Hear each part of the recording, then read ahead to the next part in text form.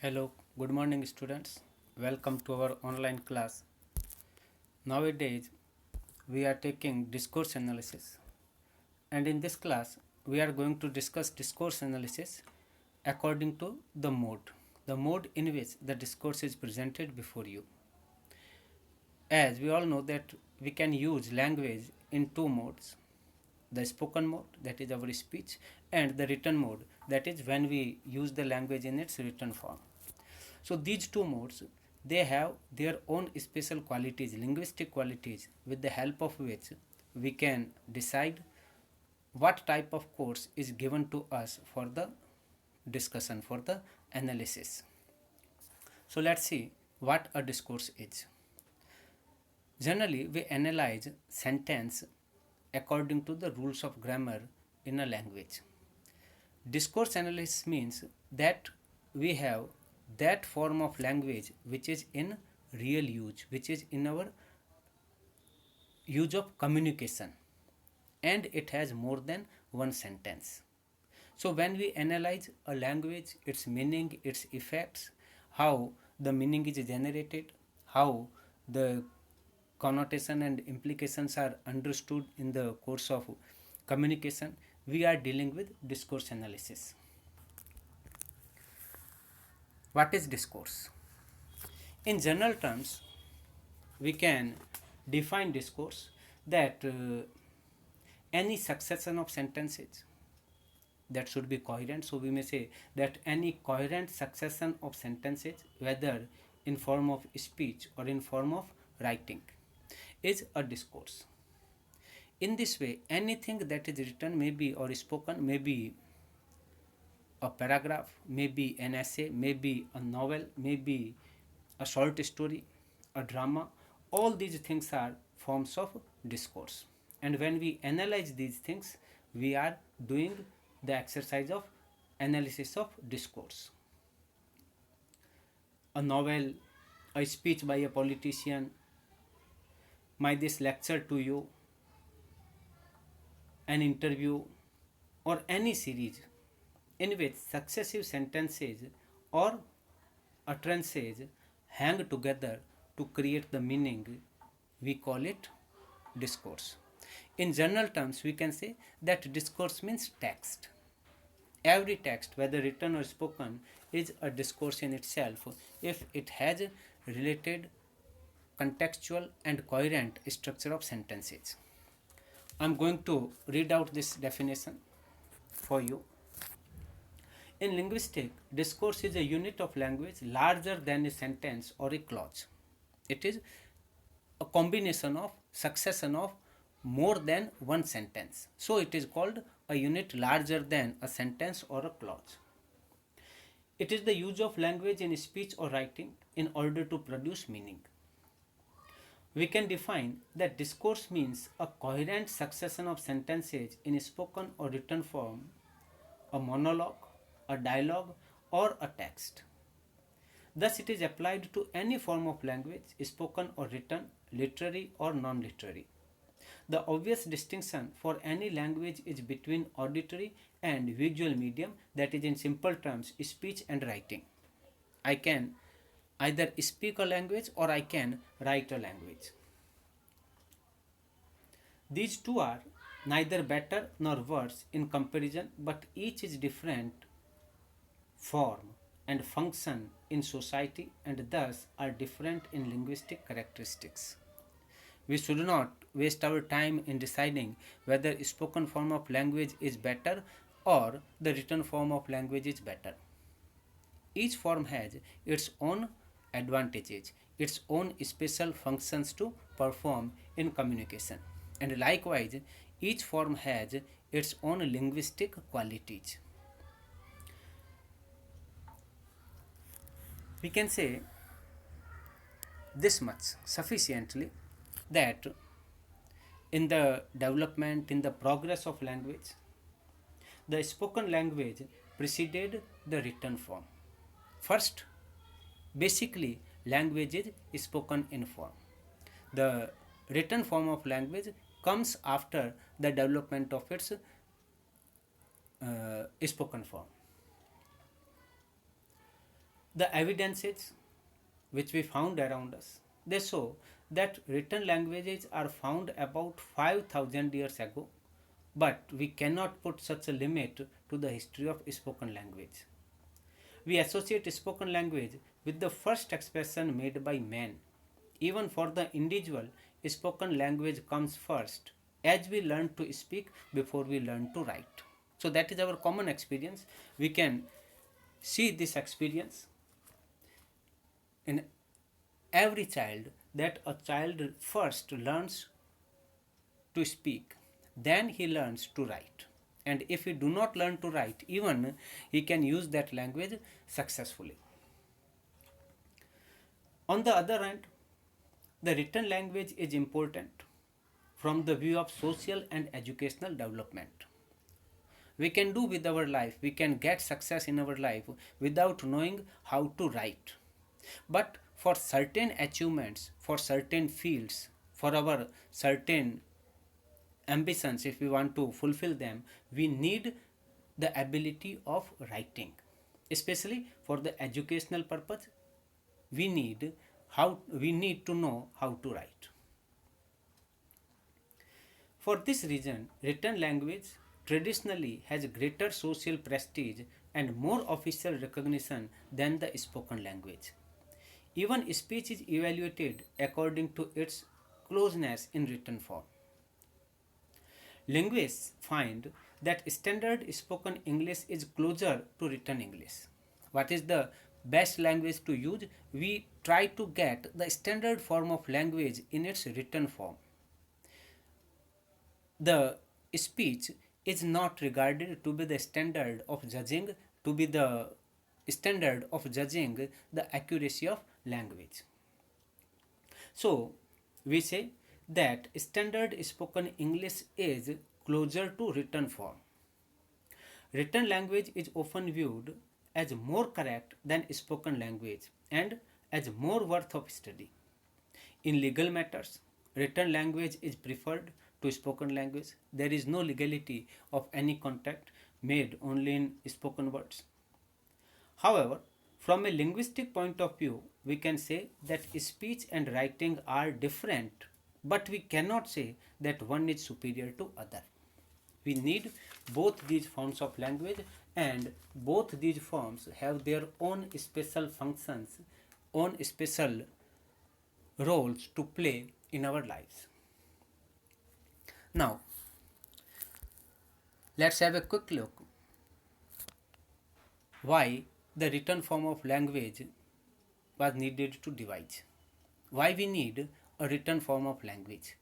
We have our certain necessities, to fulfill which we need these written form of languages.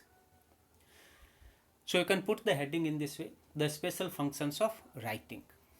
First, written language is permanent, so record keeping is the special function of this form.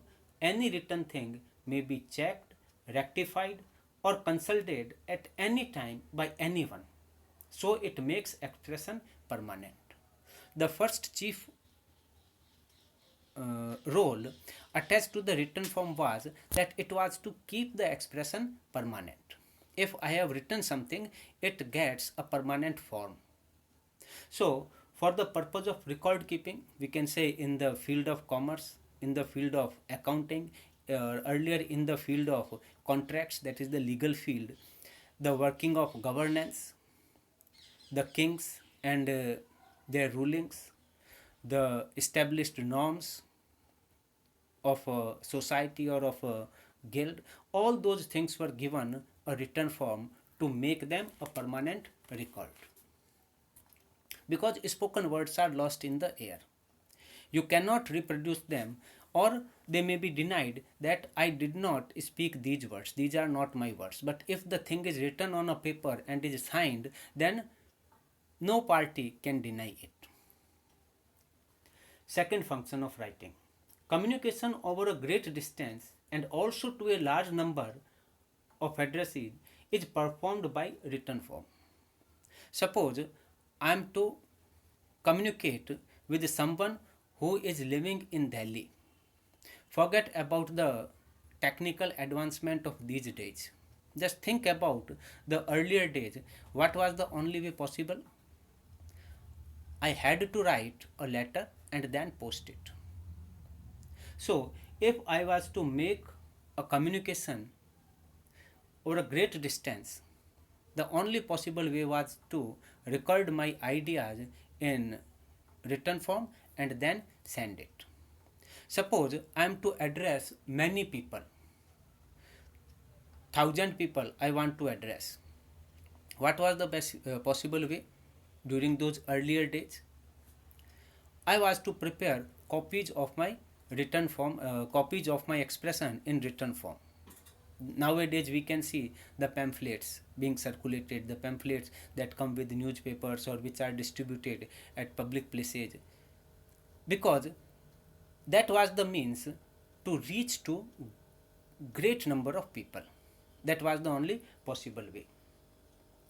Nowadays, because of the development in technology, we can say that now if I speak, I can record my speech using the recorder, and then I can send that thing as a file to someone else on mobile phone, through email, or just by writing an email I can communicate. Just by using a telephone, a mobile, I can make the communication with anybody anywhere in the world. But these possibilities are possible, these functions are possible only because of the technical advancement. Otherwise, if we do not have technology with us, we will have to rely upon the written form of language for these conditions. So, do not get confused or do not defy these points, these special functions of writing, just because now they are not needed because of the technical developments. Then third point, written language can be carefully planned and revised by the writer. Written language can be processed at leisure with parts of reread and other omitted. If I have written something and it is in written form, then at my leisure or as the need arises, I may check it, I may rectify it, I may rewrite it. Written form makes the historical comparisons possible. Why? Because written form is just like a record keeping, and in history we need to compare what are the proofs of earlier time and what are the proofs of present time. That thing is only possible if we have recorded form of language. So how old English differ from the modern English? If I have written form of old English before me, I can make that comparison and reach to conclusion. Similarly, it promotes intellectual development by overcoming the limitations of human memory. All our development is possible because we are able to learn from the experience of our ancestors. Whatever I have learned, I can transmit it, I can hand over it to my next generation.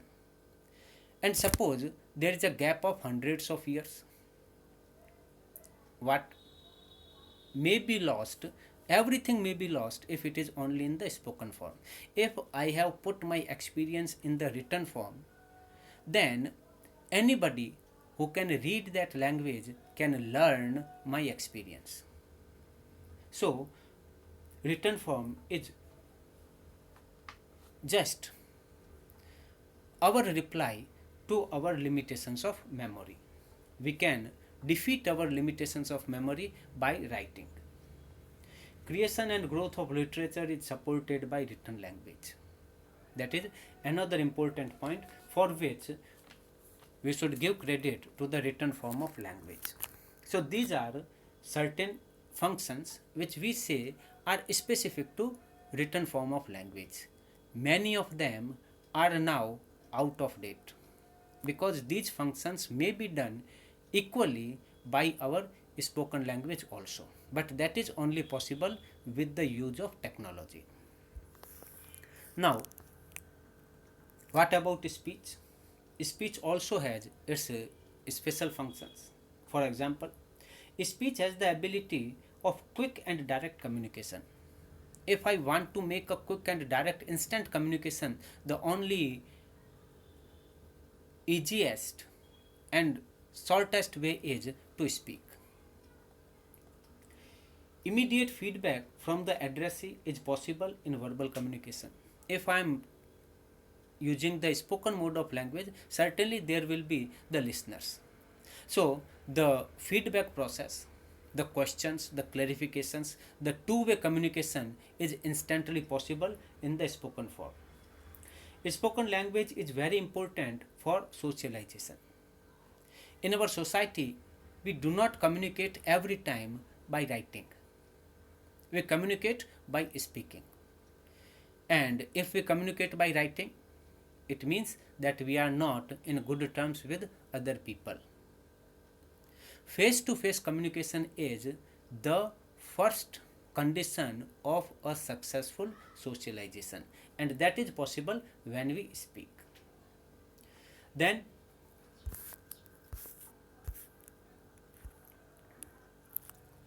it is more useful in everyday life than the written form of language. Now, the technological advancements have removed this demarcation, as I have expressed earlier. The radio, telephone, sound recorders have enabled distant communication of speech to many addressees. तो जो सबसे पहली खास बात थी return form के लिए कि दूर दूर तक आप कम्युनिकेशन कर सकते हो, अपने संदेश भेज सकते हो, भारी मात्रा में लोगों को एड्रेस करना है तो आप कर सकते हो पैम्फलेट्स दे करके, रिटर्न फॉर्म में जगह जगह पर्चे चिपका करके. These things can be performed even bye spoken words if they are recorded. And now with the mobile phone we can do all these things even more easily. Similarly, email and online chatting have given the power of immediate interaction to the written language.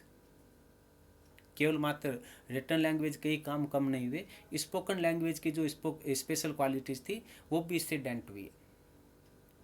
Direct communication के लिए बोलना सबसे सही है. जैसे हम आमने सामने बैठे हुए हैं और हम ऐसे बातें कर रहे हैं, that impression, that effect can be achieved now through email even if one is sitting in India and another is sitting in America. Written form is doing the instant communication through our this group chatting, we can say. Speech and writing are complementary in function. There are differences, but none is more important than the other that we can say. So for our communication, we need both form of languages to make our communication effective and purposeful. But there are certain differences, linguistic differences between these forms. For our this class, it is enough. In our next class, we will discuss the linguistic differences between spoken and written form. Till then, students, thank you and goodbye.